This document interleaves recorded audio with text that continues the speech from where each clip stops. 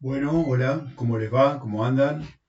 Bien, el propósito de este video es presentar preliminarmente algunos aspectos vinculados con el diagnóstico y la gestión de aspectos ambientales, sobre todo vinculado a cuando estamos formulando y evaluando proyectos de inversión, proyectos de inversión en el largo plazo, ¿no? Es decir, en términos plurianuales.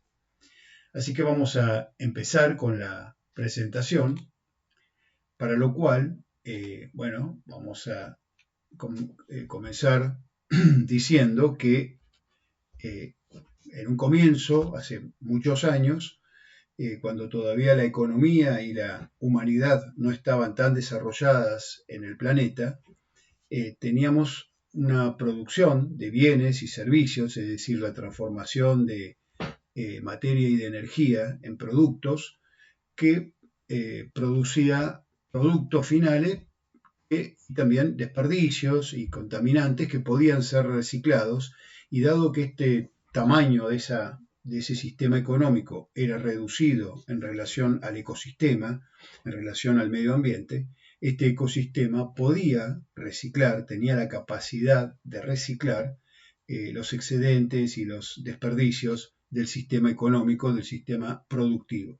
Sin embargo, en la actualidad ha crecido tanto la población mundial y la tecnología y la producción que tenemos un sistema económico muy grande, acorde a las necesidades crecientes de la humanidad, y esto ha generado el hecho de que ya el ecosistema no es capaz de absorber y de reciclar o de incorporar todo lo que el sistema económico produce o contamina. Entonces, ahora dentro del sistema económico estamos viviendo el desafío y la exigencia de tener que incorporar sistemas de reciclaje y sistemas de gestión de residuos dentro del mismo sistema económico. Ya no le podemos tirar a la naturaleza que ella se ocupe por sí misma de degradar nuestros desechos, sino que desde la economía y desde el mismo sistema de producción tenemos que pensar cómo hacerlo. Este es un poco el gran cambio de paradigma y el desafío que está enfrentando la humanidad. Esto, por otra parte, genera la posibilidad de desarrollar nuevos negocios que pueden ser también proyectos de inversión, negocios de reciclado, transformación de residuos, de efluentes, con lo cual puede ser también una empresa de servicios. Y por el otro lado también esto desarrolla la posibilidad de generar empleo. Bien, ¿qué es lo que una manera que se está viendo de poder conciliar la producción con el tratamiento de efluentes y de desperdicios y de volver a la producción de manera amigable al ambiente? Bueno, si nosotros pensamos tradicionalmente, el sistema productivo arrancaba a partir de los recursos naturales, básicamente la radiación solar que da la energía para la fotosíntesis, el agua, el CO2, el dióxido de carbono presente en la atmósfera, que da el carbono necesario para su transformación y además los nutrientes que hay en el suelo. Bueno, todos estos recursos naturales eran tomados por el sector primario para producir la materia prima que después era tomada por el sector secundario, es decir, por la industria, para producir bienes manufacturados, y finalmente el sector terciario, es decir, los servicios, comercializando o aportando también su parte dentro de esta cadena para finalmente llegar con el producto terminado al consumidor final, digamos así, del campo a la góndola en el caso de los alimentos. Esto es un sistema lineal en el cual a lo largo de esa transformación gradual se van generando desechos. Estos desechos surgen de todas estas etapas encadenadas entre sí, en algún momento debían ser eliminados. Tenía que afrontarse una etapa de eliminación, que es lo que decimos que ahora ya el ecosistema no es capaz ya de tratar y de transformar por sí mismo, ¿no? En el nuevo sistema que se está pensando, estos desechos dejan de ser desechos, dejan de ser residuos y son vistos como subproductos. Es decir, que cada sistema, cada sector, cada empresa, además de producir el producto que normalmente produce un subproducto, que es lo que llamábamos los desechos, los residuos. Estos desechos, estos residuos, a su vez, pueden transformarse en una nueva materia prima para reciclarse, para transformarse, para volver a elaborar algo nuevo que antes no existía. Es decir, la posibilidad de reciclar, de restaurar, de reparar, de remanufacturar, de regenerar, de reutilizar, de rescatar, de reprocesar, y esto implica un proceso de imaginación, ¿no? Imaginar qué uso se le puede dar a los sobrantes, los excedentes, los residuos de cada parte del proceso productivo. Es un desafío de imaginación y de tecnología para generar esto que se llama la economía circular.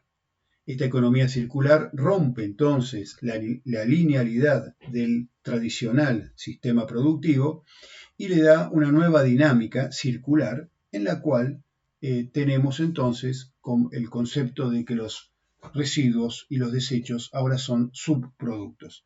Por ejemplo, el estiércol de un feedlot puede ser la materia prima para generar un biogás que puede ser usado como energía o puede ser también tratado para la generación de compost y fertilizante orgánico para la agricultura o para las huertas. Entonces, en vez de decir tenemos un desecho que es el estiércol, que no sabemos qué hacer con él, lo transformamos, lo restauramos, lo reciclamos en un nuevo producto que hasta puede ser comercializado y puede ser una nueva fuente de un nuevo negocio. Eso sería un proceso de economía circular. Bien, esta economía circular no solamente es reciclar, ¿no? Es extender la vida útil de un componente, es transformarlo mediante bacterias en un nuevo producto, como puede ser un fertilizante, un compost, por ejemplo. Y ahí entra también la bioeconomía, porque estamos partiendo de procesos biológicos. De alguna manera, entonces, este concepto de economía circular se lo asocia a la cuarta revolución industrial, ¿no? La economía del reciclaje, que fue un poco el precursor de la economía circular, ya aparece con la tercera revolución industrial, es decir, básicamente la informática, mientras que en la cuarta revolución industrial, además de los procesos informáticos y automáticos, aparece también la comunicación, ¿no? La posibilidad de integrar la informática con la conectividad y con la comunicación. Por ejemplo, un ejemplo de economía circular, a lo que se le llama minería industrial, si pensamos una mina de oro, de plata y de cobre, una tonelada que se extrae de esta mina puede generar o se pueden extraer de allí, de esa tonelada, 5 gramos de oro en promedio, 200 gramos de plata o 6 kilos de cobre. En cambio, en una tonelada de residuos de celulares, por ejemplo, o de equipos informáticos, se puede rescatar 150 gramos de oro, fíjense, muchísimo más que en una mina, 3 kilos de plata y 100 kilos de cobre. Bueno, volver a usar y volver a captar, entonces, elementos valiosos dentro de los residuos es un ejemplo también de economía circular. A esto se le llama, como dije, minería urbana. La bioeconomía es un aportante, es una posibilidad para la economía circular en donde hay procesos biológicos, como dije, operando, ¿no?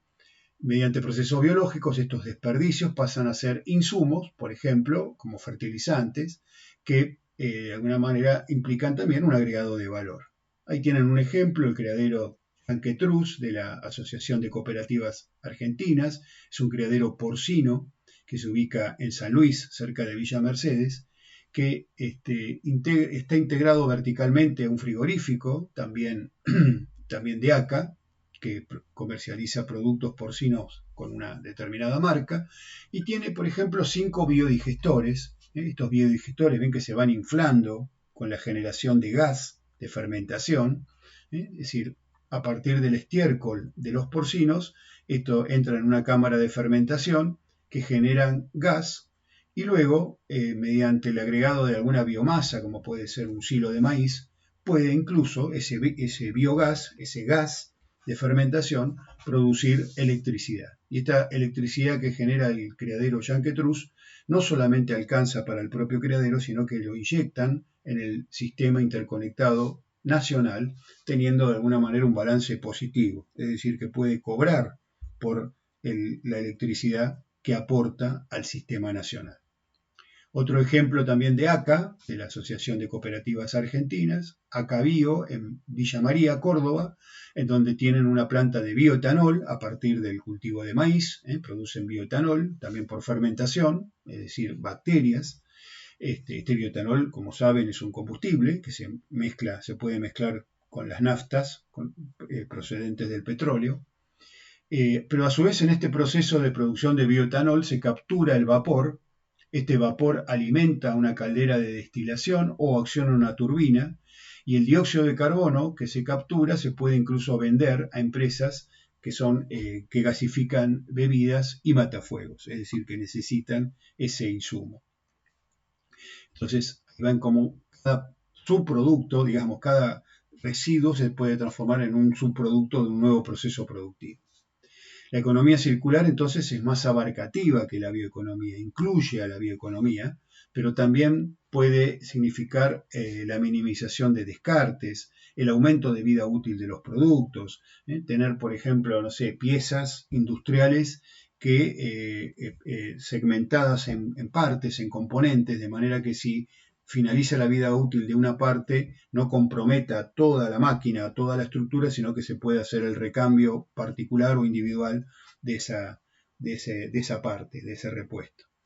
Un ejemplo de economía circular también de ACA, en General Pico, en La Pampa, la planta de Pentasilo, que genera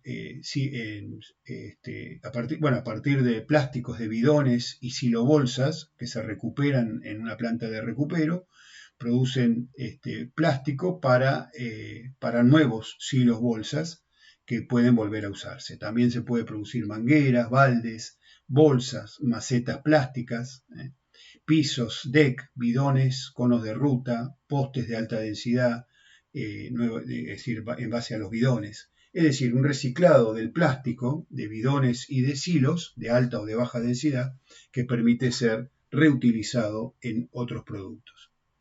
Un ejemplo también de economía circular lo tienen acá en el caso en el norte de Córdoba, la planta de Las Chilcas, que desarrollan una producción agrícola, bovina, ciclo completo y feedlot, producción también porcina y producción de bioetanol en base a maíz. Es decir, acá tienen la fábrica de bioetanol y también los digestores que permiten la generación de biogás. Entonces, por ejemplo, la granja porcina produce efluentes, los cadáveres también de los animales muertos, todos ellos van a parar al biodigestor que fermenta la materia orgánica y produce también el engorde a corral, el feedlot, también el estiércol se aplica al biodigestor y esto genera biogás. Este biogás alimenta una caldera.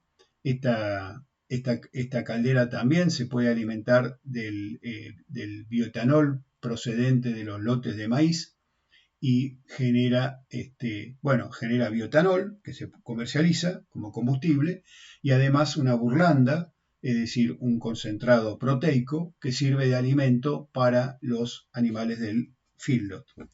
Y además otros productos que vuelven al biodigestor, es decir, que hay materia orgánica allí, donde hay materia orgánica hay energía y se puede volver por vía fermentación bacteriana, volver a obtener biogás. Además, el producto digerido, es decir, lo que no es gas dentro del biodigestor, se va a parar a una laguna y esta laguna permite luego ser aplicada, este producto de la laguna, con un regador y es un fertilizante para los lotes agrícolas.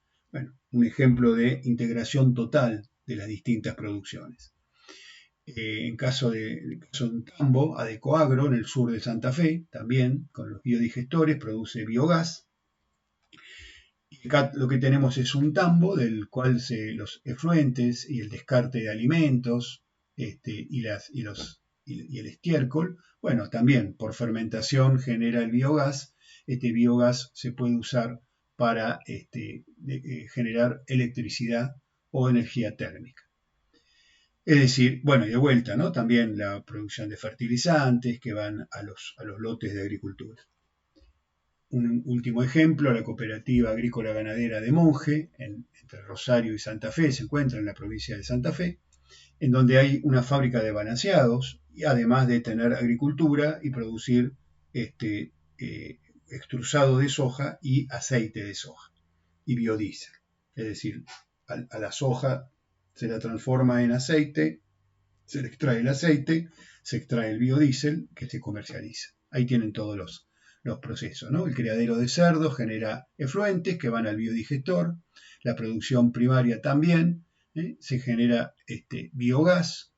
Este biogás puede generar gomas y energía térmica. A su vez, la fábrica los granos producen alimentos balanceados que se usan en el propio criadero de cerdos. Y a su vez, estos granos producen expeller, que es un concentrado proteico, además de aceite, que también permite generar energía térmica y gomas que van al biodigestor. Bueno, un pequeño y rápido ejemplo de economía circular, esto lo vi yo en un museo en la localidad de Tandil, en donde ese autito, ese pequeño autito, está hecho a partir de la cabina de un helicóptero que se usó en Alemania en la Segunda Guerra Mundial, marca Heinkel. Es decir, cómo se recicló la cabina de un helicóptero en forma de auto. Otro aspecto por ahí a tener en cuenta también cuando veamos proyectos de inversión y aspectos ambientales es la huella de carbono o los gases de efecto invernadero que se transforman en su equivalente en CO2. Y a esto, digamos, a la contabilidad de todo el carbono, de todo el CO2 que cada proceso genera, se lo suma y se lo llama la huella de carbono. Los 3 gases de efecto invernadero más importantes en la Tierra, hay más, pero los más importantes son estos 3, el dióxido de carbono, el metano y el óxido nitroso. Estos son los 3 principales gases de efecto invernadero. Sabemos que estos gases, si se acumulan en exceso en la atmósfera, generan un recalentamiento, mayores temperaturas que generan y colaboran con este proceso de cambio climático que estamos viviendo. Hay otros gases de efecto invernadero también, pero que tienen, si bien su potencial de calentamiento es muy superior al dióxido de carbono, debido a que no son tan abundantes en la atmósfera, su efecto es menor, su efecto final es menor, ¿no? Como ven acá tienen el coeficiente de calentamiento, es decir, relacionado cada gas con el potencial de calentamiento del dióxido de carbono, al cual se lo considera igual a 1, vemos que, por ejemplo, el metano tiene un coeficiente de 25. Esto significa que una molécula de metano o un gramo de metano calienta 25 veces más que la misma cantidad de dióxido de carbono. Es decir, tiene un potencial de calentamiento sobre la atmósfera 25 veces superior al CO2. El óxido nitroso, por su parte, es más potencial de calentamiento, 298, y después hay otros gases con potenciales muy altos, pero que son bastante escasos, por suerte, en la atmósfera, así que su impacto final no es muy importante. El dióxido de carbono, si bien es el que menos potencial de calentamiento tiene, es el más abundante, de hecho es necesario también para la fotosíntesis, o sea que el problema es cuando hay un exceso, ¿no? Cuando se sobrecarga la atmósfera de CO2, pero si no también es necesario para la vida. Pero bueno, si bien es el que menos potencial tiene, es el más abundante y por ello es el que más impacta en el cambio climático y en el efecto invernadero. Estos 3, como les dije, son los más importantes. Hay distintas metodologías para el cálculo de la huella de carbono, ya que se va contabilizando todo lo que hace a la producción de ese producto y a todas las emisiones de los distintos gases que se van desarrollando a lo largo del proceso. Es decir, por ejemplo, en una fábrica no es solamente la emisión de CO2 que puede generar un motor, sino también, por ejemplo, todo lo que hace el flete, el transporte, equipos de lavado. En el caso de un tambo, el agua necesaria para lavar, bueno, en este caso es huella de carbono y también huella hídrica. Es decir, todo lo que hace a la producción y no solamente la producción en sí misma. El efecto invernadero, como ya sabrán, se genera porque la radiación del Sol, que es una radiación de onda corta, penetra por la atmósfera, no tiene ahí mayores inconvenientes en entrar, se refleja contra la Tierra y contra la misma atmósfera, contra los mismos gases que hay en la atmósfera, y se transforma en radiación de onda larga. Esta radiación de onda larga es la que tiene calor, ¿no? Es la que nos hace sentir calor, por eso el calor va de abajo hacia arriba sobre la Tierra. Y esta radiación de onda larga es la que sale, se disipa hacia la atmósfera, hacia el espacio, pero limitadamente, es decir, parte de esta radiación queda dentro, es retenida por la atmósfera y ahí entran a jugar la concentración de gases de efecto invernadero. Si hay muchos gases de efecto invernadero, mayor será la parte de radiación de onda larga que quedará retenida y por lo tanto contribuirá al calentamiento de esta atmósfera y al calentamiento de la Tierra. Si en cambio la atmósfera está con una cantidad adecuada de gases de efecto invernadero, bueno, deja pasar el excedente de calor hacia el espacio y no acumula más calor del necesario. Bueno, en función de la huella de carbono que cada producto tenga, hay a veces, esto es en Europa, por ejemplo, ahí ya hay etiquetas que en algunos casos empiezan a ser obligatorias, en donde se pide cuál es la emisión de CO2, de equivalente CO2, porque aunque no sea emisión de CO2, se multiplican los distintos gases por ese potencial de calentamiento. Por ejemplo, el metano se multiplica por 24 y se transforma en su equivalente CO2. Por eso se le llama huella de carbono, ¿no? Por el CO2 equivalente que estarían generando las distintas emisiones de los distintos gases de efecto invernadero. Entonces, bueno, hay etiquetas, como ven acá, en donde se da cuenta cuánto es la emisión de CO2 o el equivalente CO2 por unidad de producto, en este caso por cada pinta de leche. Puede llegar a ser una barrera comercial, es decir, que si se supera determinado valor, directamente no te compren el producto. Bien, también en base al mismo concepto, también ya hay algunas marcas o algunas etiquetas, como en este caso en Brasil, en donde hay una carne que está ya etiquetada, rotulada como carbono neutro, que proviene de sistemas silvopastoriles o agrosilvopastoriles, es decir, agricultura, forestación y producción de carne. En este caso, la forestación, los bosques, van captando esas emisiones de carbono y impiden que ese carbono se libere a la atmósfera. Queda retenido en forma de materia orgánica en la masa forestal. Hay otra línea que no es carbono neutro, pero sí es carne baja en carbono, ¿no? Y también está acreditado. De todas maneras, si hablamos de las emisiones de gases de efecto invernadero, bueno, ya vamos a ver después que la ganadería vacuna, al producir sobre todo metano y CO2 y óxido nitroso, es un importante generador de gases de efecto invernadero. Pero en definitiva, los países que más generan son las potencias económicas mundiales como Estados Unidos y China, sobre todo Estados Unidos. Bueno, acá tienen algunas otras estadísticas, lo dejo para que lo vean.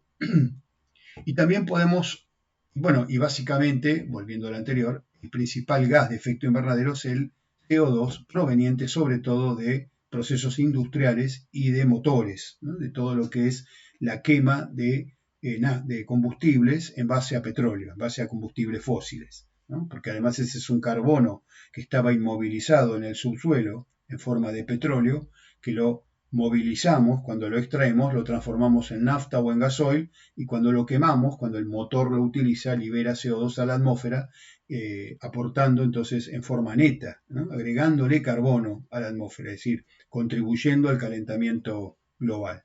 En cambio, cuando usamos bioetanol o biodiesel, proveniente, por ejemplo, de un maíz o de caña de azúcar o de soja, el biodiesel, en realidad también podemos estar liberando carbono, pero es un carbono que ya estaba también en la atmósfera, que lo captó la planta, después lo transformamos en combustible y lo volvemos a la atmósfera, pero en definitiva sería prácticamente un sistema neutro, ¿no? Se le sacó carbono a la atmósfera, después se le restituye.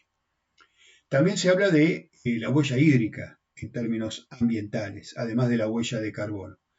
Acá también la carne vacuna tiene un número que no lo beneficia, que es así como para un kilo de carne en feedlot requiere una emisión de 6 kilos de carbono de equivalente CO2, también consume 16.000 litros de agua, ¿no? Es decir, que una hamburguesa requiere 2 kilos emite 2 kilos de carbono y requiere 2.400 litros de agua.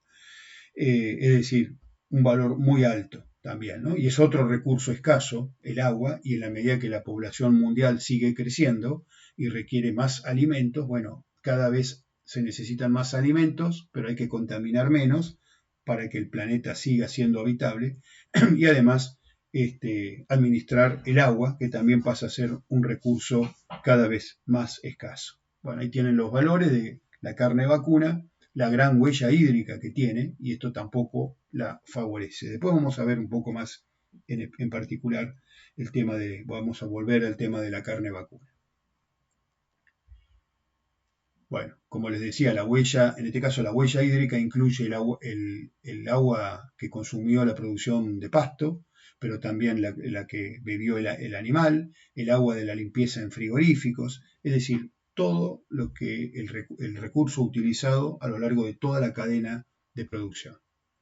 La huella hídrica per cápita, por persona promedio en el mundo, ahí tienen Argentina con 1.404 metros cúbicos por persona por año, está en valores similares, por ejemplo, a Japón, está levemente por encima del promedio mundial, están bastante por debajo de Europa, de España, perdón, de Estados Unidos, que son los que más estarían consumiendo metros cúbicos de agua por habitante.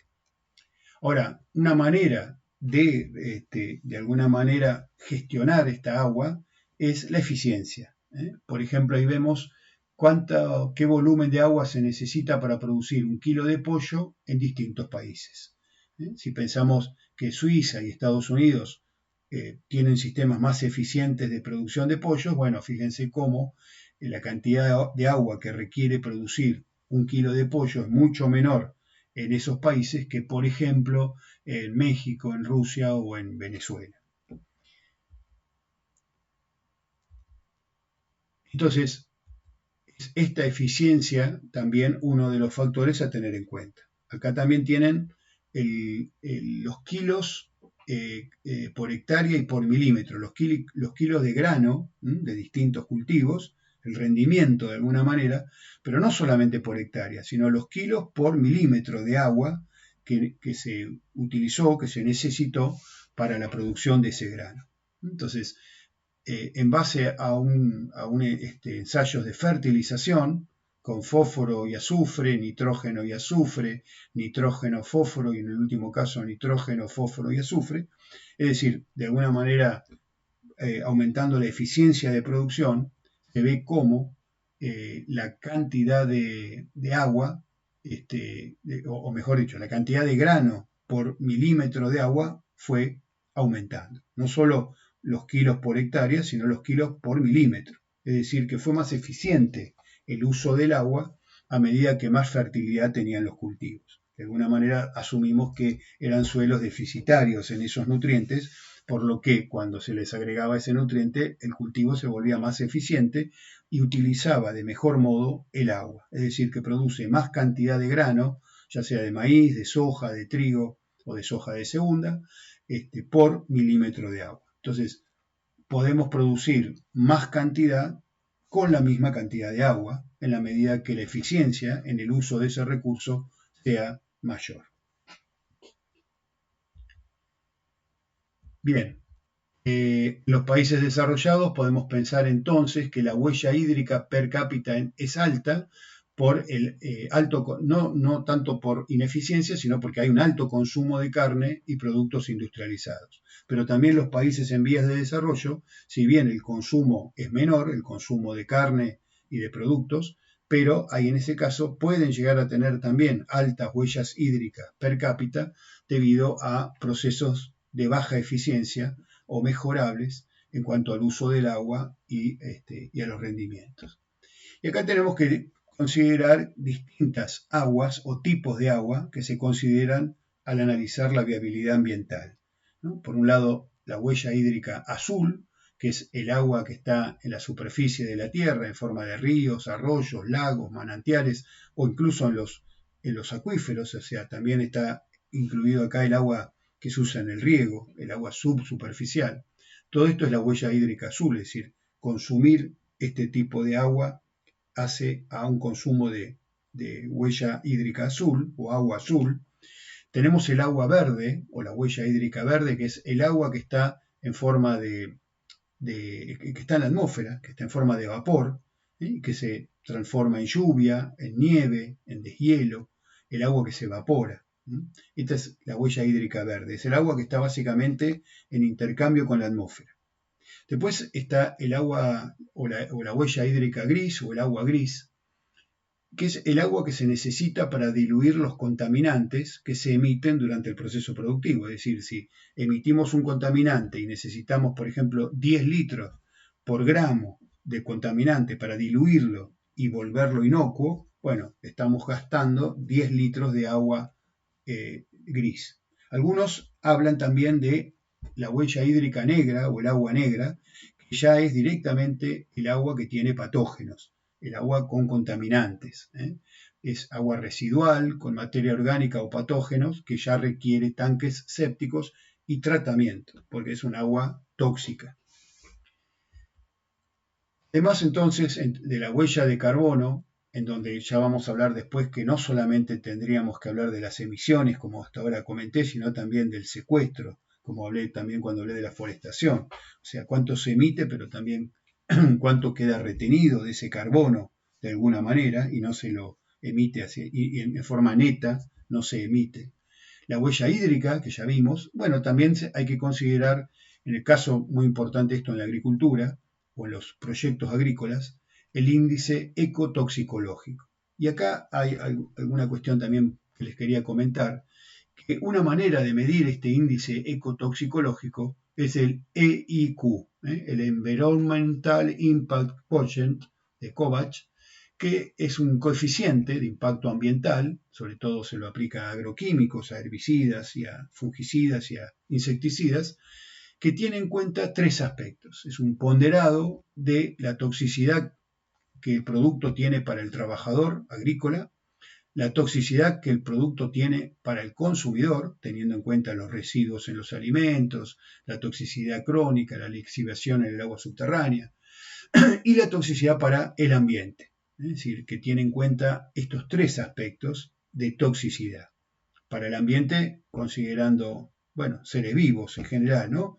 Pájaros, aves, peces, organismos benéficos, cuál es su vida media en el suelo, cuál es su vida media en las plantas. Y así se genera una tablita como la que ven acá, donde hay un IQ de distintos principios activos, por ejemplo, para el 2,4-D, por ejemplo, el dicamba, acá está el glifosato con un nivel de 15, es uno de los que tiene menor nivel, pero claro, también esto hay que multiplicarlo por la dosis que se aplica y la cantidad de aplicaciones. Es decir, el EIQ por hectárea finalmente va a ser el EIQ del principio activo, el que figura acá en la tabla, multiplicado por la concentración del producto que se aplique, multiplicado por la dosis, los litros o los gramos o kilogramos que se apliquen por hectárea, y el número de aplicaciones. En definitiva, todo esto es lo que va a contribuir a la toxicidad hacia el medio ambiente. Si se supera determinado nivel, estaremos superando la capacidad del ambiente de poder soportar tal valor, ¿no? Y de alguna manera este índice EIQ o un tipo de índice ecotoxicológico es superador del sistema que todavía se usa ampliamente, es el sistema más usado, que es el sistema de clasificación de productos del agro en función de la dosis letal 50 oral, la DL50 oral, que es la dosis letal que mata al 50%, es decir, son los miligramos de producto por kilo de animales que mata al 50% de una población de roedores que se usa como testigo para la medición. Y acá tenemos entonces productos 1A, 1B, que son productos rojos, los productos clase 2, que son la banda amarilla, producto clase 3, que es la franja azul, y productos clase 4, o los que son los más inocuos, o la banda verde. Y ahí tienen los límites de DL50 oral que se consideran para líquidos y para sólidos. Es decir, por ejemplo, un producto banda verde se pueden consumir más de 3.000 miligramos por kilo de animal por kilo del animal que lo come y no lo estaría, hasta 3.000 kilos no estaría generando esta letalidad del 50% de esa población. Como les decía, el EIQ supera esto, que solamente se basa en un aspecto, que es la dosis letal, y incluye todo lo que les decía antes, la toxicidad para el trabajador, la toxicidad para el consumidor y la toxicidad general para el ambiente. Tiene en cuenta todos estos factores que tienen allí. Bueno, los cultivos de servicio aparecen también como una alternativa hoy en día que se viene difundiendo bastante para de alguna manera poder disminuir ese índice EIQ, es decir, aplicar menos agroquímicos en el sistema, controlar malezas, favorecer la fertilización natural a través de un cultivo de servicio que puede ir, por ejemplo, después de una fina de trigo y cebada y antes de una nueva siembra de granos gruesos, puede ir también antes de sembrar una soja, un maíz o un girasol. Es decir, puede ir entre enero, febrero o marzo hasta septiembre, octubre. Como una avena, digamos, ¿no? Que permite, pero es un cultivo que no se pastorea o se pastorea muy ligeramente o se hacen rollos al final, pero la idea es que haya un pastoreo, varios pastoreos para el suelo, como se dice, es decir, que generen materia orgánica que se pueda después incorporar al suelo y que además limitan la invasión, la proliferación de malezas y además si hay alguna leguminosa, como el caso de, por ejemplo, una alfalfa o una vicia, un cultivo anual, permite también incorporar nitrógeno al suelo. En este caso ahí tienen forrajeras de invierno con leguminosas anuales. Finalmente el concepto de sostenibilidad, ¿no? El concepto de sostenibilidad que hace donde está incorporado todo el tema ambiental y bioambiental. Bueno, la sostenibilidad se basa en el equilibrio entre estos tres factores, ¿no? El ambiente en sí mismo, pero también lo económico y la sustentabilidad o sostenibilidad social. Es decir, que un sistema, un proyecto de inversión va a ser sostenible en el tiempo, es decir, va a perdurar en el tiempo en la medida que sea rentable, en el caso de las empresas, pero que también socialmente y ambientalmente no genere disturbios que hagan que no pueda mantenerse a futuro. Bueno, de esto se trata un poco lo que queremos evaluar cuando evaluamos y cuando tenemos en cuenta un proyecto de inversión. Bueno, a esto se le agregan otros aspectos como es la cultura y el desarrollo local, que también son factores que están interaccionando entre lo ambiental, lo económico y lo social, o los factores éticos y todo lo que hoy tiene que ver, que se está hablando mucho también en términos de bienestar animal, es decir, la valoración del animal en sí mismo, no solamente bienestar animal por su mayor productividad y beneficio para el ser humano, sino como un valor en sí de respeto a una vida, que es la vida animal en sí misma.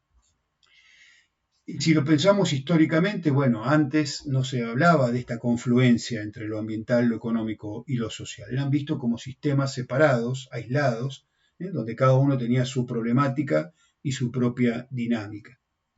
Después se empezó a hablar de esto que les decía recién, empezar a confluir, empezar a establecer integraciones entre los distintos puntos de vista, porque esto genera tensiones. Si bien hay aspectos que complementarios, hay también aspectos en tensión, ¿no? Hay que resignar a veces aspectos que hacen a lo económico para favorecer lo ambiental o lo social, o viceversa, etcétera, ¿no? Implica una permanente negociación. Y hay algunos hoy que ya están diciendo que directamente el aspecto ambiental, tomando en cuenta la vida, ¿no? Lo biológico como factor primordial, es el básico, es el esencial, y es sobre el cual, en definitiva, después se desarrollan los sistemas sociales, dentro del cual, a su vez, se encuentran los sistemas económicos. Pero, en definitiva, la idea es la misma. Hay una confluencia, hay una integración de variables que hay que tener en cuenta. Entonces, cuando evaluamos un sistema productivo, cuando evaluamos un proyecto de inversión, no solamente tener en cuenta, como acá aparece, el resultado económico, que puede ser bueno, o la rentabilidad, sino empezar a considerar también otros aspectos que hagan a lo ambiental, que hagan a lo social, y considerar la toma de decisión, aún en empresas, desde el punto de vista más integral, más de sostenibilidad a futuro. Y la agroecología trata esto, ¿no? De justamente, sin resignar totalmente la rentabilidad económica, pero también negociar con otros aspectos como el balance de nutrientes, la disminución de la contaminación, la preservación de la biodiversidad, el aporte de materia orgánica, por ejemplo, para que el sistema sea sustentable en todo sentido. Lo que se trata es, según acá lo cito a Andrade, de Balcarce, bueno, tratar de que la producción siga creciendo y no pase esto. La barra roja es el impacto ambiental negativo, digamos así. Bueno, lo que hasta ahora viene ocurriendo es que viene creciendo la producción, pero también viene creciendo el impacto ambiental negativo. La idea es desacoplar esta producción del impacto negativo, que podamos seguir produciendo más alimentos, más materia prima agropecuaria, reduciendo el impacto ambiental negativo. Y básicamente este impacto ambiental tiene que ver con estas 5 variables, ¿no? Las emisiones de gases de efecto invernadero, la deforestación, la degradación del suelo agrícola, el uso del agua y la reducción de la contaminación de suelos, sobre todo, y de aguas. Bueno, en cuanto a emisiones de gases de efecto invernadero, la agricultura en el mundo aportaría entre el 23 y el 30%. Como les decía, el grueso en realidad proviene del aspecto industrial y los motores. Argentina emite el 0,8% de las emisiones mundiales, o sea, no mueve la aguja, pero bueno, está presente. La deforestación, se está hablando de que se deforestan 7 millones de hectáreas por año. La degradación del suelo agrícola estaría en 5 millones de hectáreas por año. El uso de agua azul, un gran responsable de ella es la agricultura, con el 70% de esa utilización. Y la contaminación, bueno, por ejemplo, en el uso de plaguicidas están usando 4 millones de toneladas en el mundo, con un promedio de casi 4 kilos por hectárea. Argentina está por encima, al ser un país altamente industrializado en términos agrícolas, está usando 9 kilos de agroquímicos por hectárea, o sea que está en valores muy superiores al promedio mundial. Los fertilizantes en el mundo son 200 millones de toneladas, con un promedio de 120 kilos por hectárea. Ahí Europa usa mucho fertilizante. La Argentina, en ese aspecto, como tenemos suelos más fértiles, está aplicando menos kilos por hectárea, 50, en relación a este promedio. Y en cuanto al bienestar animal, se habla de una economía del bienestar animal, en donde se trata de conjugar, de acoplar el bienestar con la productividad animal, llegar a un proceso de interacción, ¿no? Entonces, si bien hay un bienestar animal natural del animal cuando era silvestre, en principio, a medida que aumenta la productividad y se aplica tecnología, ese bienestar animal aumenta, porque el animal doméstico o el animal que se cría, el vacuno, por ejemplo, al tener tratamientos sanitarios, al tener una buena alimentación, al estar cuidado para que produzca, en definitiva, mejora su bienestar animal respecto a su estado natural. Pero si seguimos aumentando la productividad, le seguimos exigiendo cada vez más a ese animal, bueno, ese bienestar empieza a disminuir. Y ahí entramos entonces de hasta dónde se puede llegar. Acá se habla de un límite, un bienestar mínimo, por debajo del cual no se debería entrar, que aunque se mejore la productividad un poquito, bueno, habría que quedarse o buscar alternativas para seguir aumentando la productividad sin disminuir ese bienestar animal. Es más, si se puede volver a aumentarlo, mejor todavía, ¿no? Sería un límite de crueldad que haría inviable todo tipo de productividad por encima de ese límite, de ese nivel. Bueno, por eso les decía, mediante la tecnología habría alternativas, ¿no?, de seguir mejorando la productividad sin resignar o sin que se caiga, salvo al final, el bienestar animal. Estas son posibilidades que se están viendo hoy en día para las producciones ganaderas. Mejorar la productividad sin afectar el bienestar. La libertad del animal, bueno, el acceso al alimento, a la salud, digamos que mantenga en la medida de lo posible su comportamiento original. Bueno, o también podemos mejorar el bienestar sin afectar la productividad, sería otra estrategia posible. O las dos, al mismo tiempo. Bien, entramos ahora sí, entonces, en proyectos de inversión, en la evaluación económica de negocios, de negocios que van a tener impacto en más de un año. Es una evaluación plurianual y por eso hablamos de proyectos de inversión a partir de una idea de negocio, una idea para solucionar un problema o para aprovechar una oportunidad que estamos percibiendo, una idea expansiva o predominantemente defensiva. Y a partir de esta idea, como habrán visto y estarán viendo en distintas materias, básicamente hay tres etapas. La primera es la formulación del proyecto en sí, dentro de la cual se van transitando distintas etapas, como el estudio técnico del proyecto, el estudio de mercado, o sea, la viabilidad comercial del proyecto de inversión, los aspectos de viabilidad legal impositiva, los aspectos organizacionales y la viabilidad ambiental, entre otros. Hay otros análisis o viabilidades posibles, ¿no? La localización, el tamaño.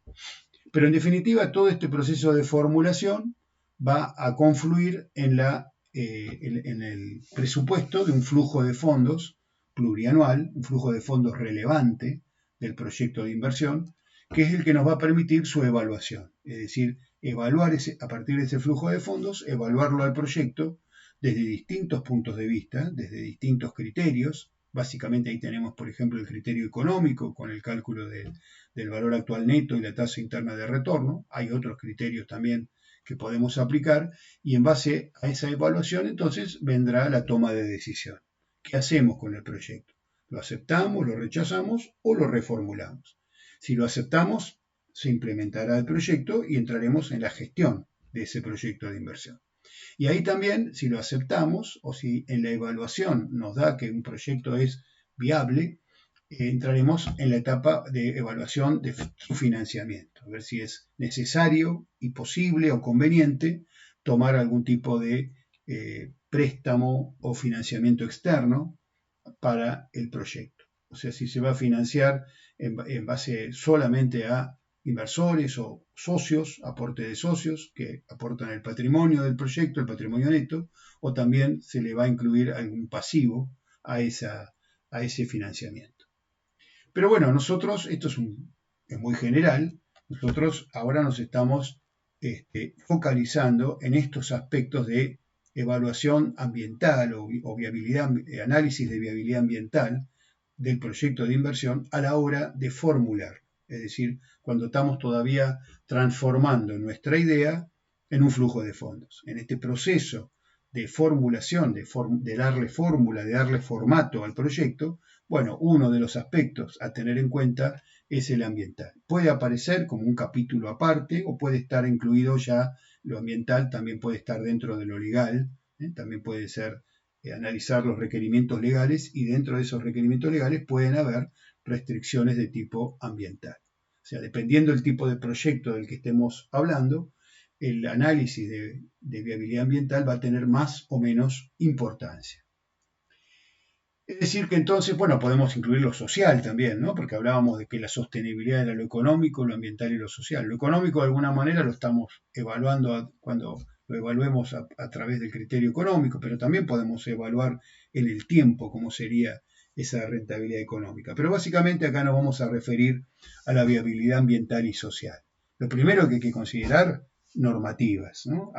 ¿Qué legislación hay sobre lo ambiental y lo social, que es lo mínimo vital y móvil a cumplir? En un field, por ejemplo, bueno, tenemos que considerar las lagunas de decantación y los tratamientos de efluentes que, por ejemplo, la normativa de la provincia de Buenos Aires exige, porque si no, directamente ese proyecto será inviable o va a ser clausurado.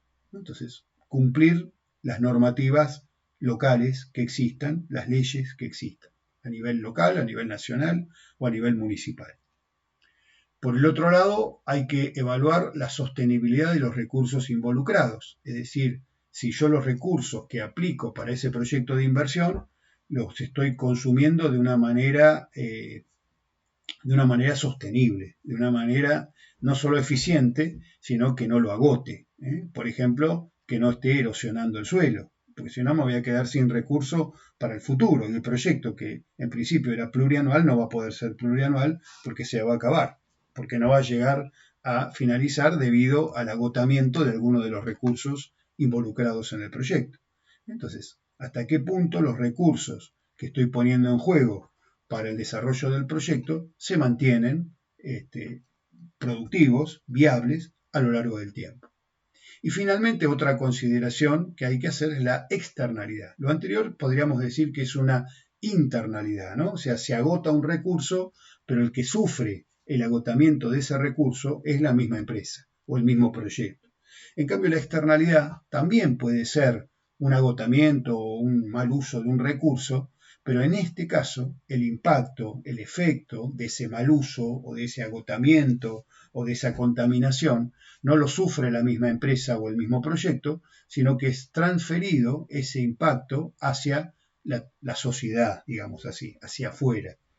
Y este impacto puede ser positivo o negativo. Hay externalidades que se transfieren a terceros de costos, pero también pueden ser beneficios, que es lo que se llaman beneficios o costos ambientales o sociales. Es decir, hay externalidades positivas, hay externalidades negativas. Si yo contamino una napa de agua, un acuífero, estoy generando, por ejemplo, una externalidad negativa, ¿no? Porque no sufre mi empresa ese impacto negativo, sino que lo sufre el vecino u otros, ¿no? Entonces, le traslado el problema a terceros. En este caso es una externalidad negativa. Una externalidad positiva es un monte forestal que no se tale, que se mantenga. Entonces, de esa manera estoy captando carbono, estoy reduciendo el carbono de la atmósfera, lo estoy secuestrando en forma de materia orgánica en el monte, y de esa manera, mientras lo tenga allí, estoy generando una externalidad positiva, porque nadie me paga a mí en principio, salvo el tema de los bonos de carbono, pero nadie me paga por tener ese monte, entonces, y estoy generando un beneficio para la sociedad o para la atmósfera, es decir, estoy generando una externalidad positiva. Entonces, sabemos que el resultado económico de un proyecto en general, como nosotros lo evaluamos, nos basamos para calcular, por ejemplo, un VAN, un valor actual neto. Bueno, lo calculamos teniendo en cuenta los ingresos del proyecto y los costos e inversiones del proyecto, descontados o actualizados, pero son ingresos y costos privados, son ingresos y costos que experimenta la misma empresa, el mismo empresario. Pero sabemos que puede haber una producción de otro tipo de productos a lo largo del proyecto de inversión que pueden causar, como decíamos recién, beneficios o costos a terceros, es decir, externalidades. Este otro producto, entonces, cuando genera esos costos o ingresos externos, hay que tenerlo en cuenta y es lo que llamamos la externalidad. Es decir, que además del VAN y la TIR privadas, podemos ver si no hay externalidades en cuanto a bienestar animal, externalidades ambientales o externalidades sociales que estén incidiendo sobre el exterior, ¿no? Sobre la sociedad, a favor de ella o en contra de ella. Y así podemos pensar en externalidades de oferta, es decir, qué externalidades se pueden generar al producir el bien o el servicio por parte del proyecto, como por ejemplo si hay emisión de gases de efecto invernadero, ya sea dióxido de carbono, ya sea metano, ya sea óxido nitroso.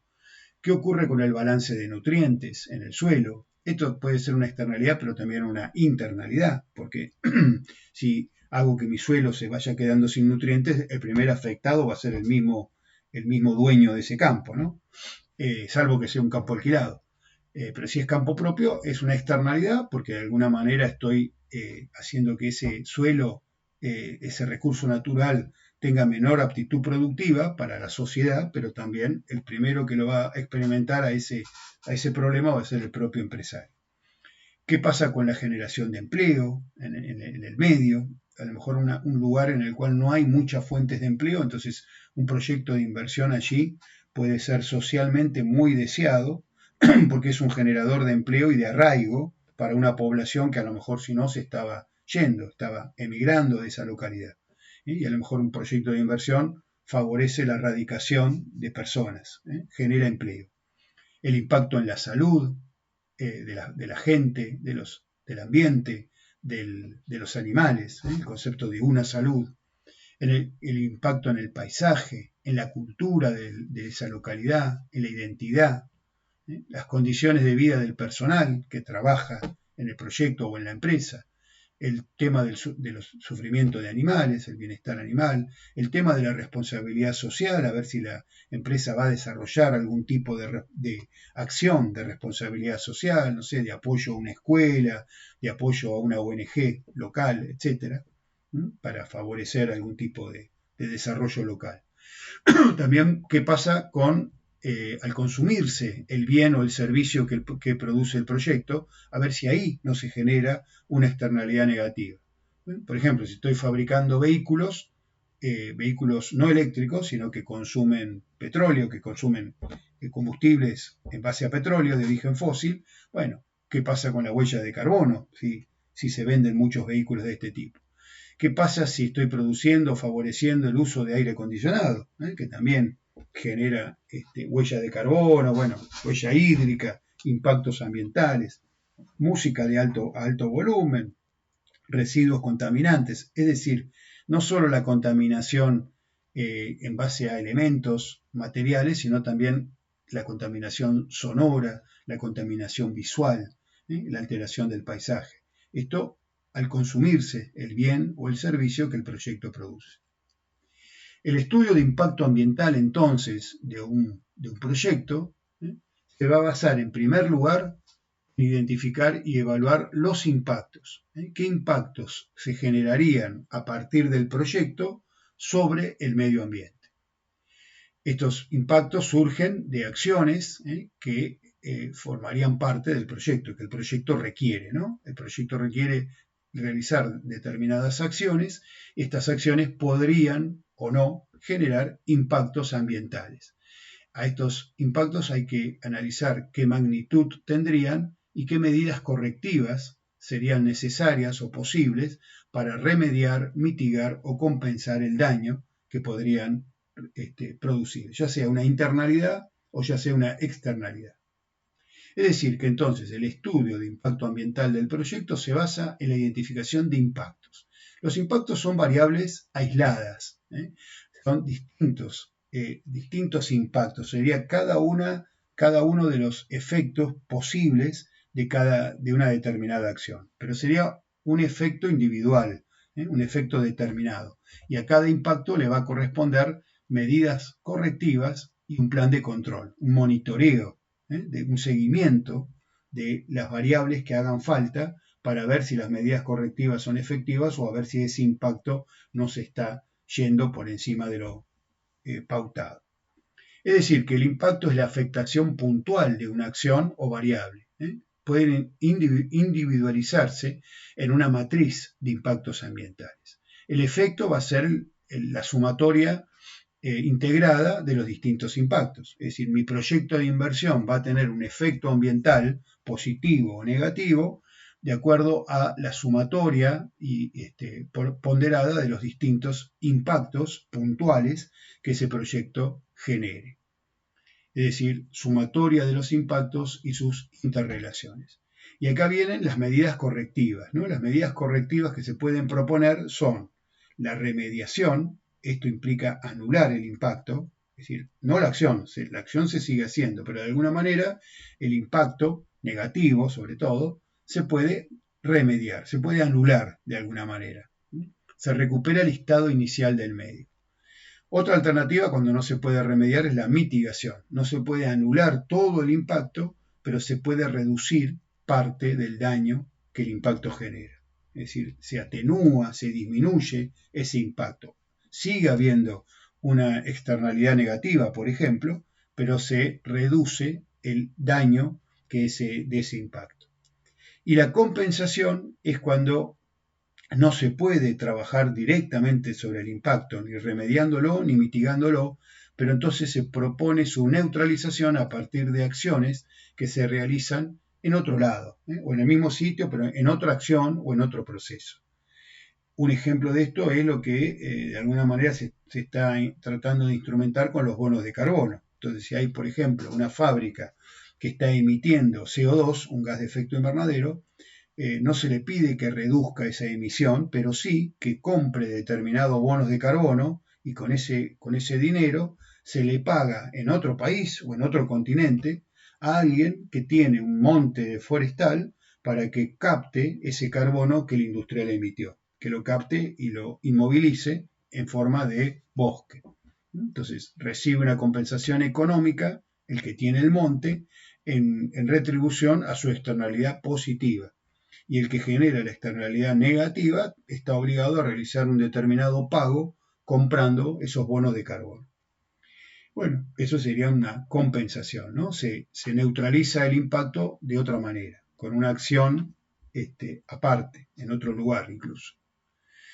Los tipos de impacto ambiental puede ser la emisión de agentes contaminantes, ya en forma de materia o en forma de energía, cuando se emite o se arroja al medio ambiente una cantidad superior a la capacidad de asimilación del medio ambiente. Decía al principio que con la economía actual esto es bastante común, que todos los procesos productivos estén superando la capacidad de asimilación de la naturaleza, entonces puede haber emisión de agentes contaminantes, un agroquímico, por ejemplo, en el cual queda algún producto transformado, pero que sigue contaminando el suelo o la napa. Cuando se extraen bienes o servicios del medio superior a la tasa de renovación, por ejemplo, una pesca marítima, cuando se pesca se extrae más de lo que está permitido para la renovación de ese cardumen, o cuando se extrae materia orgánica del suelo y no se la repone, entonces el suelo cada vez va teniendo menor materia orgánica. Entonces ahí ya no estamos emitiendo un agente, sino que estamos extrayendo un recurso natural en exceso, o cuando hay una transformación del espacio. ¿Por qué? Ya sea porque perdemos el paisaje o lo simplificamos al paisaje, lo desnaturalizamos, o se pierde o reduce la biodiversidad. Entonces estamos ahí actuando en una transformación del espacio. Y estos tipos de impacto pueden a su vez ejercerse sobre el medio físico, es decir, el recurso agua, aire o suelo, sobre el medio biológico, la flora, la fauna, sobre el paisaje o sobre el medio económico, el medio social. Bueno, integrando todos estos puntos de vista, entonces vamos a ir armando una matriz de análisis ambiental para un proyecto de inversión. Bueno, ahí tenemos algunos ejemplos, ¿no? Emisión de gases, de agentes contaminantes, cuando se aplica en exceso o mal aplicado un plaguicida, cuando hay un exceso de estiércol, emisión de gases de efecto invernadero, extracción de bienes o servicios del medio cuando se pierden servicios ambientales, se tala un monte, se destruyen sierras, se eliminan insectos benéficos. Transformación del espacio, roturación de ecosistemas y paisajes valiosos, transformación de hábitats silvestres, contaminación visual o auditiva u odorífera, etc. Y así llegamos a una matriz de impactos ambientales que podemos proponer para nuestro proyecto de inversión. Hay distintos tipos de matrices. Yo ahora les voy a mostrar una y después vamos a ver algunas otras más simplificadas que esta. Esta que propone Volek es una matriz en la cual ponemos por este lado las acciones que generan impactos ambientales y acá arriba vamos viendo sobre qué aspecto del medio estaría impactando cada uno de estos impactos. Empezamos por el aspecto físico, el agua, el aire, el suelo, lo biológico, la flora y la fauna, el paisaje, la economía, la población. Y después las medidas correctivas y el plan de monitoreo, o sea, qué variables, qué indicadores, qué cosas hay que ir monitoreando y viendo para ver cómo va ocurriendo el proceso. Entonces, en cada intersección, por ejemplo, supongamos producción de carne en un feedlot. Entonces, vamos poniendo para cada una, para distintas filas, donde vamos a ir determinando distintas acciones posibles, cómo impactaría cada una de esas acciones en cada uno de estas columnas que se relacionan con el medio que está impactado.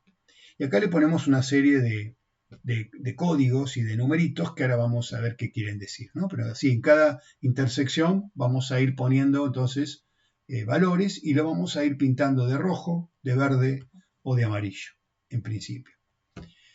Bueno, entonces ahí tenemos la matriz y acá le ponemos una serie entonces de símbolos en esta intersección. El primero es un numerito que, por ejemplo, puede ir, en este caso, de menos 3 a más 3. También podemos tomar otros valores, ¿no? De menos 10 a más 10. Es decir, puede ser un impacto negativo o puede ser un impacto positivo. Si es negativo, es un daño, es un perjuicio, ya sea sobre el ambiente interno o una externalidad negativa, ¿no? Si es positivo, en cambio, estaremos hablando de un beneficio, de un aspecto favorable. Y menos 3 sería muy perjudicial y más 3 sería muy beneficioso. Entonces ahí tenemos un numerito que es la intensidad del proceso. Es como una calificación de la intensidad. Del menos 3 al más 3. Y 0 sería neutro o directamente no lo ponemos. Acá tenemos 4 letras. Eso básicamente nos da cuenta si el proceso o si el impacto sería con probabilidad cierta, o sea, seguro que va a ocurrir o casi seguro que va a ocurrir, no hay muchas dudas de que ese impacto ocurra, ya sea positivo o negativo, pero también puedes, en ese caso le ponemos la letra C, o puede ser probable, no es del todo cierto, no tenemos un 100% de probabilidad, pero es bastante probable que ocurra. Improbable, cuando decir, bueno, es una contingencia que podría ocurrir, no es muy posible, muy probable, pero podría ocurrir.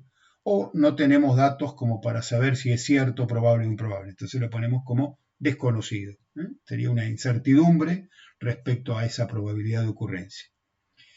Acá tenemos la R, la M o la C, que esto me dice si el problema, el impacto es remediable, ¿se acuerdan? Lo puedo anular. Si es mitigable, lo puedo reducir o lo puedo compensar. Esto para intensidades negativas. Cuando tenemos problemas, perjuicios, bueno, a ver cómo lo puedo tratar ese problema, ¿no? Lo puedo remediar, lo puedo mitigar o de alguna manera compensar. R, M o C. Y finalmente le ponemos si es una externalidad o si es una internalidad.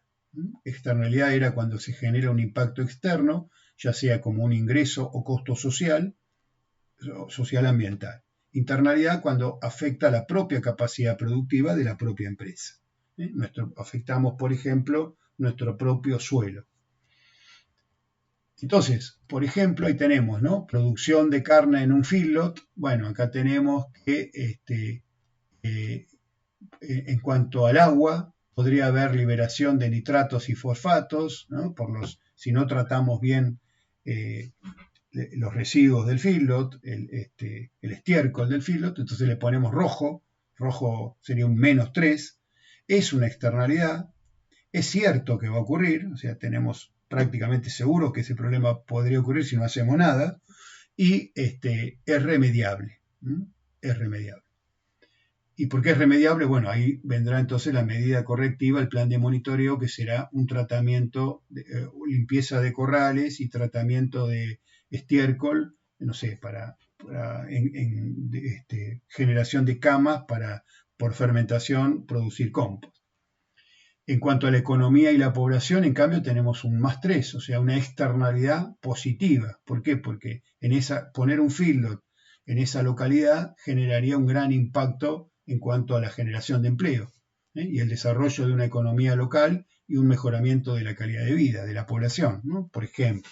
Esto sería cierto y bueno, no lo tenemos que remediar porque es positivo y lo ponemos por eso con el color verde.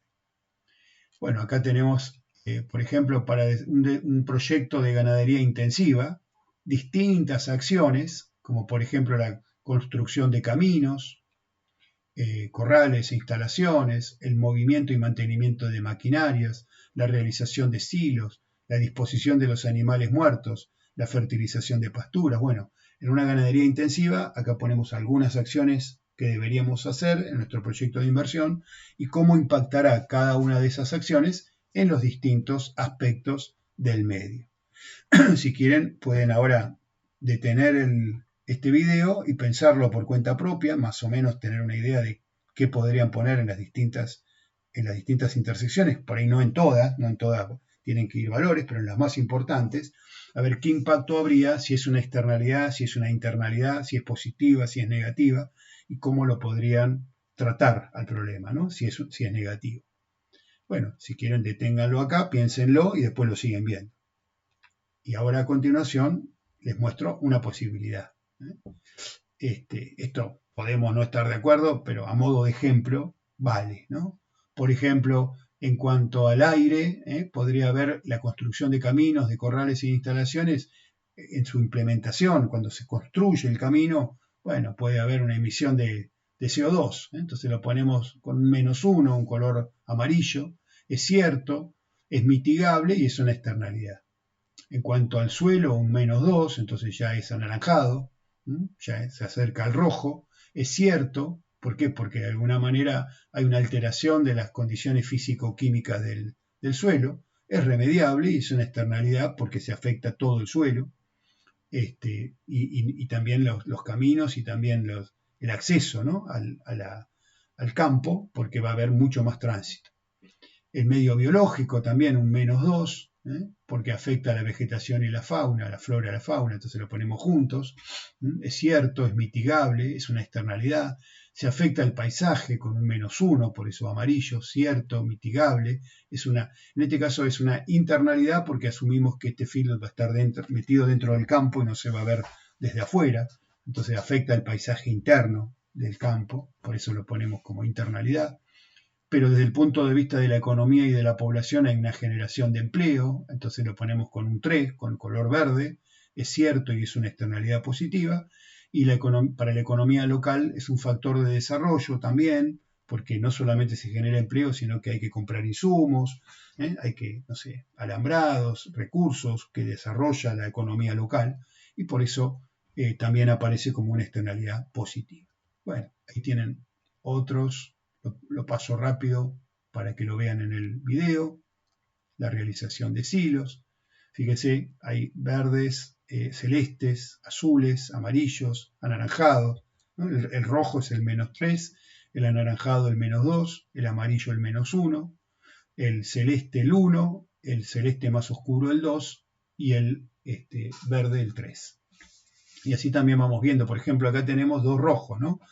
¿Qué pasa con los animales muertos? Y bueno, los animales muertos contaminan el agua y la fertilización de pasturas contamina el agua, con un -3.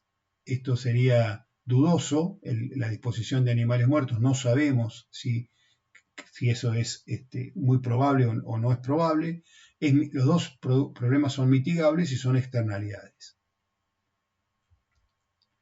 Bien. Entonces, voy a cerrar esto.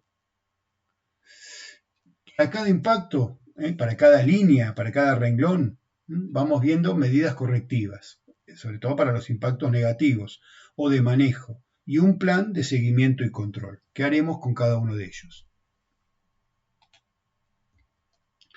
Acá tienen un ejemplo también del mismo Claudio Volek de medidas correctivas para este proyecto de ganadería intensiva, tanto para los impactos que se daban sobre el agua, el aire, suelos, paisaje y calidad de vida. Por ejemplo, para la alteración del agua, disposición en fosas de animales muertos, análisis anual de agua, esto sería parte del plan de seguimiento, manejo de efluentes y residuos, para la alteración del aire, un control de vehículos, un barrido de los corrales periódico, separación y disolución de sólidos para generar, por ejemplo, fertilizante. En cuanto a la alteración de suelo, la misma disposición de estiércol, el lavado y mantenimiento de vehículos en áreas específicas, no en cualquier lugar, de vehículos y maquinarias, ¿no? Y equipos.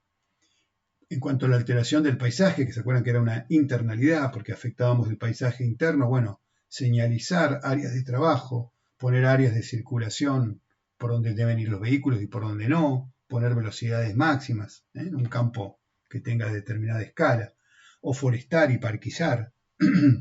Y en cuanto a la calidad de vida, separación de residuos, control de roedores, control de moscas. Acá otra versión más simplificada de otra matriz para evaluar impactos ambientales de un proyecto de inversión. Es parecida a la anterior, pero más simple. Si la anterior les pareció un poco complicada o no tienen tanta información, pueden optar por una versión un poquito más simple, más sencilla, en donde directamente hablamos de las internalidades y las externalidades y vamos viendo la gravedad del problema, qué aspecto está afectado, el plan correctivo y las variables a monitorear. La gravedad también la podemos seguir poniendo con un signo más o menos del 0 al 3 o otra escala que les guste. El aspecto afectado, si es el ambiente, el ambiente biológico, ¿no? La sociedad, la economía, el plan correctivo, cuál es el plan de remediación, de mitigación o de compensación y qué variables tenemos que monitorear para evaluar el proceso. Bueno, acá aparecen otras matrices, también simples, más simplificadas, otro tipo de matrices parecidas a la anterior, pero no del todo iguales. Están sacadas de algunos trabajos de maestría en administración, en donde, por ejemplo, para la instalación de un vivero de plantas, directamente acá se determinaron, se identificaron distintos impactos. Acuérdense que el impacto era cada variable individual, cada acción, la consecuencia de una acción individual, y la incidencia, si es alta, media o baja, en vez de poner una calificación del 1 al 3 o negativa, bueno, directamente se le pone si es alta, media o baja, y directamente, por lo menos se la identifica y se la califica, ¿no? Y se pone acá un plan de mitigación. Y se la pone si es roja, negativa, amarilla, que levemente negativa, y verde, que sería positiva, sería una externalidad positiva. Por ejemplo, en cuanto, bueno, no, verde sería que la incidencia es baja, perdón, ¿no? Que claro, se le pone verde porque no es negativa, pero no tiene una alta incidencia. Esto sería verde, esto sería amarillo, y la incidencia alta sería la roja, que no hay ninguna en este caso. Por ejemplo, acá se está suponiendo que la instalación del vivero tendría un consumo importante de energía eléctrica, lo cual no solo afecta a los costos internos privados, sino que también de alguna manera quita electricidad a la localidad. Si estamos hablando de una localidad de baja población, un poblado pequeño, bueno, puede haber un consumo eléctrico que deprima a otros, ¿no? O que la red disponible no da abasto para tanto consumo eléctrico, o genera problemas en la comunidad. Entonces, eso es lo que generaría una incidencia baja en este caso. Entonces, se propone la utilización de luces LED. Lo mismo en cuanto a la energía eléctrica de la red, usos de energía fotovoltaica se propone, el agua de red para riego también de bajo impacto, se propone cosechar agua de lluvia, ¿no? Para no depender de la napa o del acuífero, y no deprimir un acuífero que por ahí no tiene demasiado caudal. Entonces, usar el agua de lluvia. Desechos de macetas plásticas y desechos plásticos. Esto está visto como un problema de incidencia media. Entonces se propone la entrega a una empresa recicladora.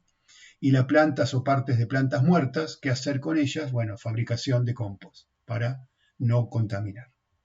Otro proyecto, producción de pollos y sala de faena. De vuelta, acá están los distintos impactos. Acá se lo identificó si es un problema externo o interno y también se lo calificó en alto, mediano o bajo impacto.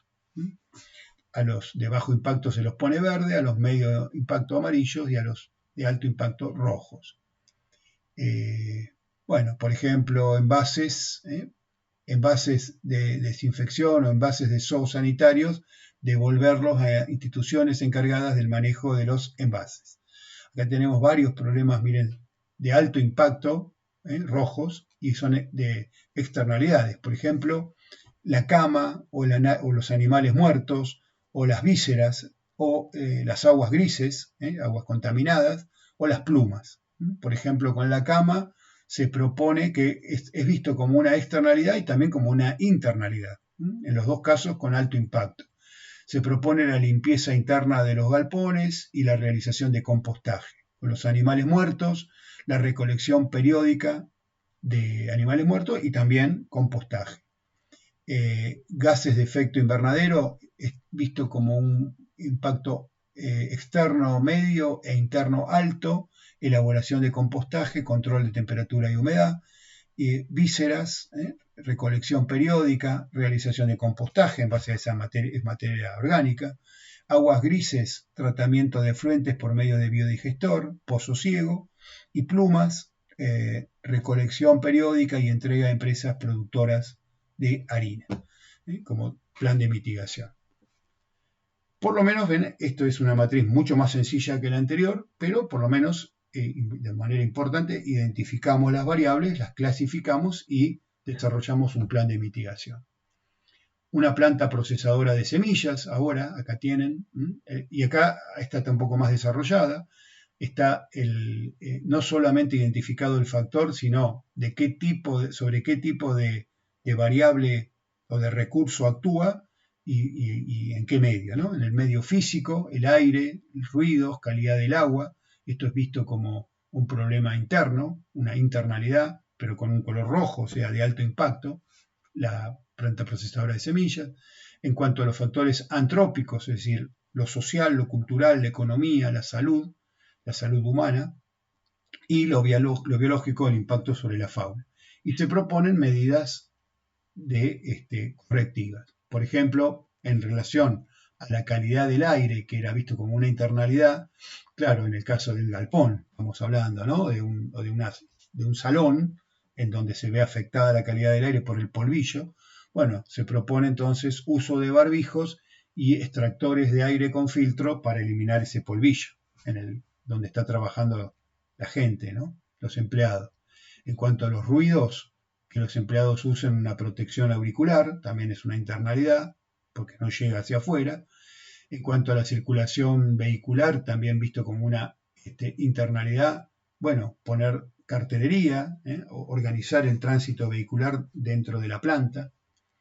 En el caso de accidentes, es visto como una internalidad y una externalidad, porque también puede haber accidentes en el acceso a la planta. Bueno, usar cascos, matafuegos, un incendio, por ejemplo, puede ser una externalidad en la medida que se difunde hacia otras plantas, hacia otros terrenos.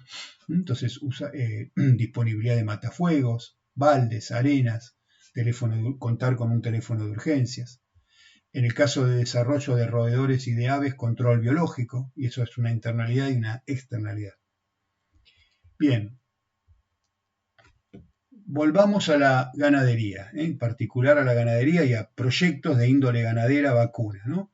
Acá, por ejemplo, para responder esta pregunta que alguna vez se hizo por televisión, en el programa de los 8 escalones, bueno, preguntó ahí Nicole Newman, ¿cuál de las siguientes opciones representa un gas de efecto invernadero introducido a la atmósfera en gran escala debido a la industria ganadera? El monóxido de carbono, el metano, el helio o el propano. Fíjense como ya es un tema de discusión general, ¿no? Y a veces con un impacto negativo sobre la sociedad. Eso hace que muchas personas vean a la ganadería vacuna como algo pernicioso. ¿Por qué? Porque se ve la emisión, sobre todo en base a metano.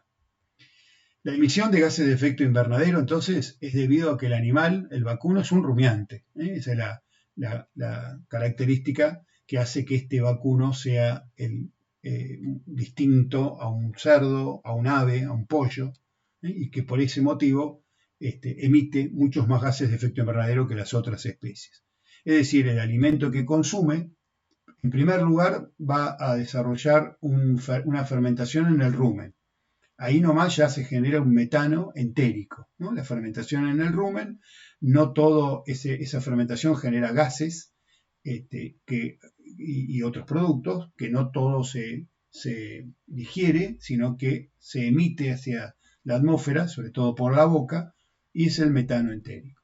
Pero también el animal, todo lo que no digiere, en la medida que el alimento sea más indigerible, como pasa con las fibras, con el pasto, con los vegetales, con el forraje, bueno, va a generar heces y orina.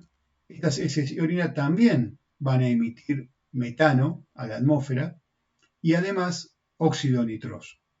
Y este óxido nitroso puede ser directo o indirecto, porque también parte de estas heces y orina emiten o se volatilizan en forma de amoníaco, que también tiene nitrógeno, y finalmente este amoníaco en la atmósfera se transforma nuevamente en óxido nitroso, otro gas de efecto invernadero con alto poder calorífico, como les decía antes. Así que tenemos un óxido nitroso directo y un óxido nitroso indirecto que proviene de la volatilización del amoníaco, además del metano proveniente del estiércol y sobre todo el metano entérico del que se genera y se libera desde el rumen, que es el más importante gas de efecto invernadero. Acá tienen, bueno, la ganadería vacuna en Argentina emite unos entre 78 y 80 millones de toneladas de equivalente CO2. ¿Se acuerdan que les decía? El metano se transforma en CO2 multiplicado por 24, el óxido nitroso también multiplicado por 2,98, y de esa manera se transforma en su equivalente CO2. El 70% de la emisión de gases de efecto invernadero vacunos proviene de la fermentación entérica, de metano, el 26% del óxido nitroso del estiércol y el 4% restante directamente de los alimentos, y forrajes y concentrados. Y a su vez el 75% de la emisión de gases de efecto invernadero de los vacunos proviene de la cría. ¿Por qué? Porque son los animales que consumen más alimentos con fibra, que básicamente forrajes o campos y campo natural y pasturas, que son los que más fermentación entérica producen, más que los granos. En el caso de los granos hay que contabilizar la emisión de carbono que tuvo el cultivo de ese grano para producir ese grano, por ejemplo el cultivo de maíz. Pero bueno, el 25% restante es la invernada. Ahora, por ejemplo, ¿qué pasa en la cría? Además, ¿no? Además que tiene una ineficiencia mayor que la invernada, tiene mucha menor eficiencia biológica. Ejemplo, si tenemos un 65% de destete, el 65% de las vacas desteta un ternero, quiere decir que por cada ternero logrado habrá una vaca y media, y entre 0,35 y 0,7 vaquillonas, que es las vaquillonas que tiene el productor para reponer a las vacas que se le mueren y que descarta, y alrededor de 0,07 toros por cada ternero. Es decir, que por cada ternero logrado hay 2,1 cabezas detrás de él, además de él, ¿no? Que emiten metano y óxido nitroso. O sea que también acá el porcentaje de destete, la eficiencia de producción, y va a afectar mucho cuánto emito por cada ternero que produzco. Si yo lograra mejorar el porcentaje de destete, tendría la misma cantidad de terneros, pero detrás de cada ternero tendría básicamente menos vacas y menos vaquillonas, por lo tanto bajaría la emisión por ternero producido. Las emisiones de ganadería en el mundo, bueno, América Latina es el principal emisor de gases de efecto invernadero en base a vacunos de carne, el color anaranjado. En China hay una emisión también relativamente importante, pero sobre todo en base a vacunos, pero también en base a la producción de cerdo, porque el cerdo si bien emite menos, bueno, pero debido a al gran tamaño, a la gran cantidad de cerdos que se producen en Asia y sobre todo en China, hay una emisión importante, ¿no? Y en la India, el violeta, que son los búfalos, carne y leche de búfalo. Pero bueno, ven que América Latina, digamos, es donde prevalece la emisión en base a vacunos de carne. Y esto debido a que es el continente que más produce proteína animal en base a vacuno, que es el Colorado que está acá, ¿no? Es decir, también se produce mucho en base a pollo, pero como el pollo emite menos, entonces no aparece, no figura tanto en América Latina, ¿no? Acá lo tienen en el color marrón claro. O sea, se produce mucho y emite poco. El vacuno se produce mucho y emite mucho. Pero bueno, el que más emite en este caso es Asia, sobre todo con el que más produce proteína es el Asia con la carne de cerdo y carne de pollo. Bien, esto lo voy a pasar rápido. Y bueno, y acá aparece entonces el concepto que introduce entre otros el investigador Biliso de este grupo GPS, que él dice o propone que no solamente, y sobre todo relacionándolo con la ganadería, no solamente hay que medir la emisión de gases de efecto invernadero, sino también el secuestro. ¿Cuánto se capta de gases de efecto invernadero? Porque en una cría los animales, la vaca, emiten metano y óxido nitroso, pero el pastizal que consumen, sobre todo también es materia orgánica, en las raíces, en el tallo, en las hojas, que está inmovilizando carbono. Entonces, por un lado hay una emisión, pero también por otro lado hay un secuestro, hay una inmovilización. Entonces, lo que hay que ver es el balance neto entre la emisión y la inmovilización de carbono. Y él ha hecho algunos ensayos donde ha medido este balance de carbono y dice que en una ganadería extensiva, muy extensiva, donde hay 0,18 cabezas por hectárea, el balance es positivo. Positivo en términos de, quiere decir que se libera menos de lo que se capta. La ganadería semi-intensivo también sigue siendo positiva, y la ganadería intensiva con 4 cabezas por hectárea es la que estaría emitiendo más carbono del que capta, ¿no? O sea, es negativo en términos de impacto, quiero decir, ¿no? No que es negativo el balance es positivo, es al revés. Es decir, que recién cuando tenemos ganaderías muy intensivas, según estos ensayos, podríamos ahí sí tener un balance de emisión mayor que la inmovilización de carbono. Pero con una cría, por ejemplo, en la cuenca del Salado, estamos hablando de 0,5, 0,6, 0,7 vacas por hectárea, estamos menos de una cabeza por hectárea, en principio estaríamos secuestrando más carbono del que se emite. O sea que no habría entonces un impacto perjudicial sobre el ambiente, según este autor. Un cultivo de maíz también tendría un impacto favorable, es decir, emite menos de lo que capta, y un trigo y una soja sí tendrían, perdón, es al revés, ¿no? El maíz tendría un impacto negativo sobre el ambiente y el trigo y la soja sería, como les dije antes, el trigo y la soja es negativo, lo que pasa es que está al revés, entonces me confunde, el trigo y la soja sería negativo, es decir, que estarían emitiendo más carbono del que capta, y el maíz es el positivo. Claro, el maíz, al tener mucha materia orgánica y mucho residuo, mucho rastrojo que queda en superficie y que de alguna manera va a transformarse en materia orgánica en el suelo, ¿no?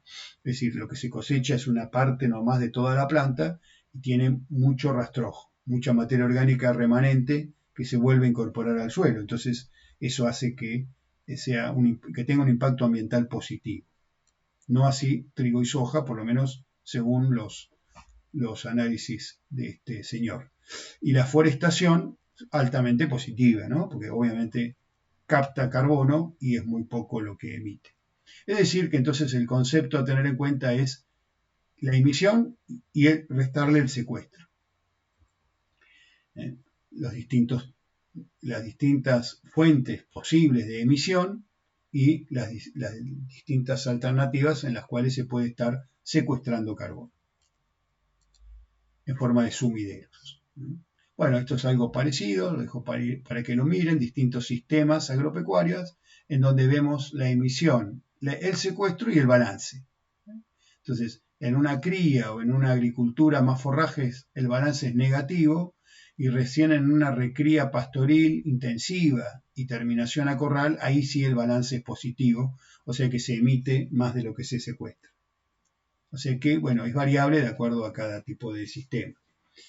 Y otro aspecto que hay que tener en cuenta, que ya lo medianamente mencionado, es no solamente medir la emisión bruta, sino cuánto se emite por cantidad de producto producido. Es decir, la emisión en relación a la producción, y a esto se le llama la intensidad. La emisión del gas multiplicado por su poder calorífico. Si es CO2, esto es 1, pero si es metano es 24, y si es óxido nitroso se multiplica por 2,98. Bueno, entonces se hace esa sumatoria y se divide sobre la cantidad de productos, kilos de carne producidos, litros de leche producidos en un tambo, etc. Bueno, así acá tienen los coeficientes, bueno, 25 para el metano, no 24.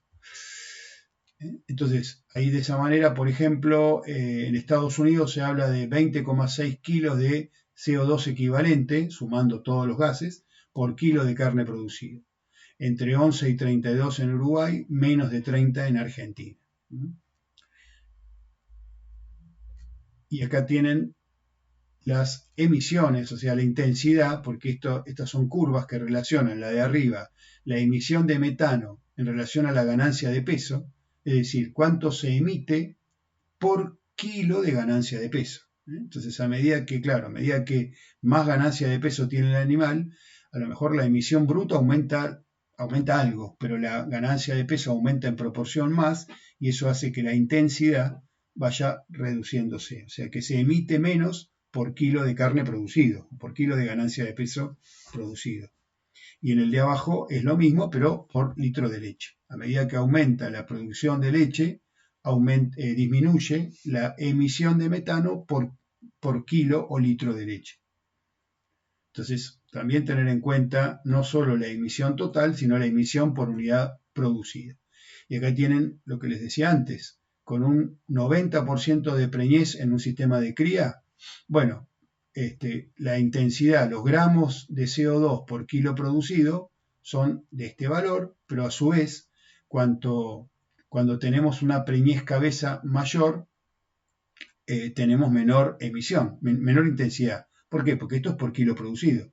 Entonces, una preñez cabeza, es decir, que las vacas se preñen enseguida, posibilita obtener terneros más pesados al destete. Entonces, al tener terneros más pesados, tenemos más kilos de producto. Entonces, diluimos en más kilos de producto, diluimos la emisión de gases de efecto invernadero. Entonces, fíjense cómo no solo el porcentaje de preñez, sino la distribución de la preñez, tener más preñez cabeza, 70% de las vacas se preñan en el primer mes, contra estas que son el 50% de las vacas se preñan en el primer mes, y ya ahí la intensidad, la emisión por kilo producido es bastante menor cuando tenemos un porcentaje de preñez cabeza alto, siempre manteniendo un 90% de preñez. Si a esto lo comparamos contra un sistema con un 60% de preñez, bueno, también tenemos cambios según sea más preñez cabeza o menos preñez cabeza, pero sobre niveles muy superiores a cuando teníamos 90% de preñez. Es decir, que la eficiencia de producción en todos sus pasos, en todas sus etapas, disminuye la intensidad de la emisión. No disminuye a lo mejor la emisión bruta, pero sí la emisión por kilo producido. Bueno, tienen valores de cuánto emite de metano por año un vacuno. Básicamente podemos hablar de una media de 100 metros cúbicos de metano. Y a partir del estiércol, el estiércol es entre el 5 y el 8% del peso vivo, entre 0,8 y 2,5% del peso vivo en materia seca de estiércol. Contiene nitrógeno, contiene fósforo, el estiércol, o sea que también es posible de generar algún tipo de producto, de extraer ese nitrógeno y ese fósforo. Pero ese estiércol genera, como dijimos, óxido nitroso, también genera amoníaco, que vuelve a producir óxido nitroso. Bueno, ahí tienen el estiércol que producen los cerdos, 3 kilos de fresco por día de estiércol. Con ese pensamos el estiércol, además de la emisión de gases de efecto invernadero, como un subproducto en una economía circular, que puede ser podemos captar los nutrientes que tiene. También el caso del purín del cerdo, el estiércol del cerdo tiene también nitrógeno, fósforo, materia orgánica.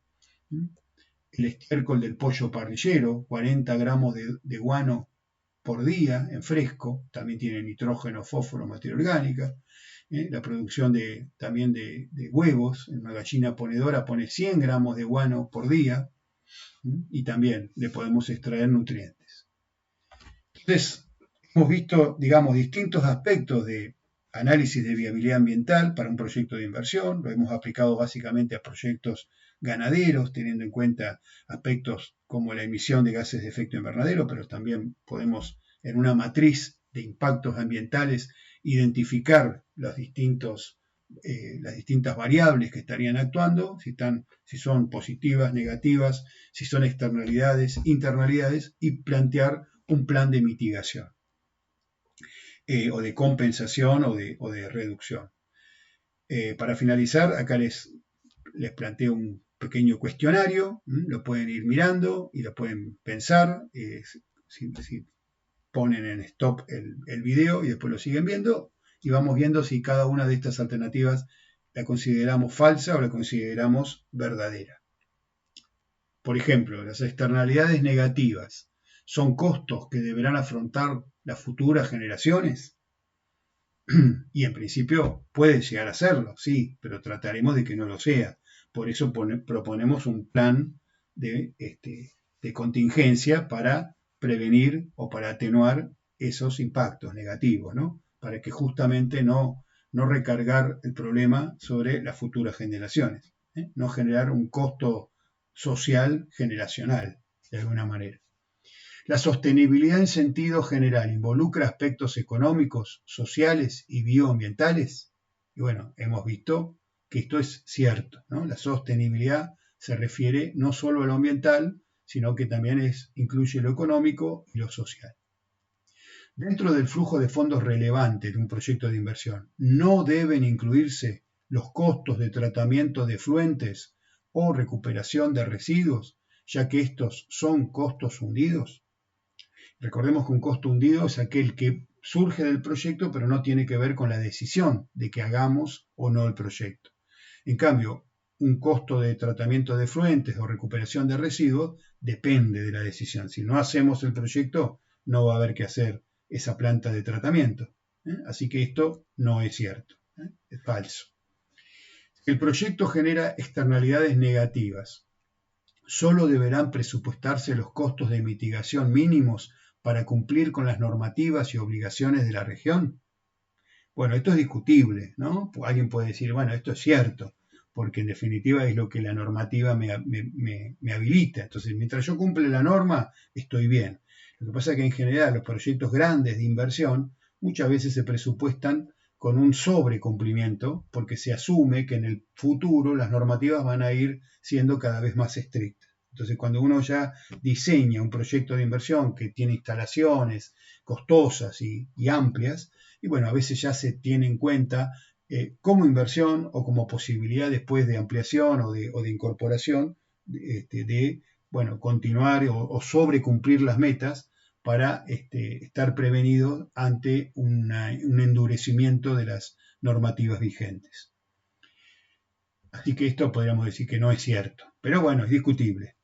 La economía circular, por último, permite idear y generar proyectos específicos de servicios ambientales, como por ejemplo el reciclado de bidones, la captación de carbono, etc.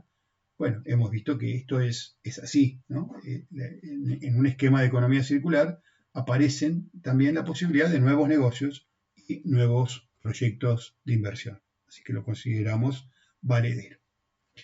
Bien, con esto creo que entonces, por el momento, más que suficiente para abordar la problemática ambiental desde el punto de vista de lo agropecuario y de los proyectos agropecuarios, ¿no? Y la consideración de aspectos ambientales a la hora de formular nuestro proyecto de inversión.